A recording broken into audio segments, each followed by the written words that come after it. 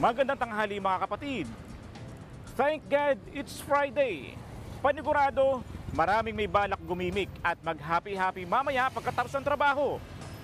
Pero huwag kalimutan, magpahinga ngayong weekend at gawin itong makabuluhan.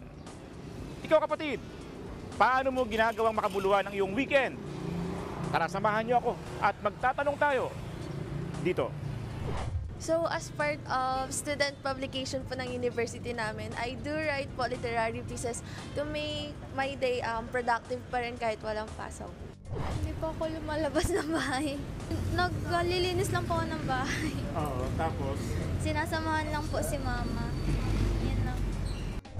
Bilang isang playwright, nagsusulat po ako ng mga script and tinatry ko po magsulat ng libro bilang isang teenager and aspiring writer. Kapag pag weekend po kasi, madalas ang ginagawa ko, spending time with my family po. Maging relax lang po and chill kapag weekends.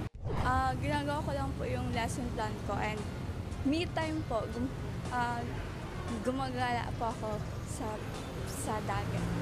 Lang. Bakit naman sa dagat? Ano po kasi nakaka-unwind po ako doon, nakaka-refresh ng utak. Ako ang inyong hari ng bayan, ang tunay at nag-iisang pantanggal umay sa pananghalian.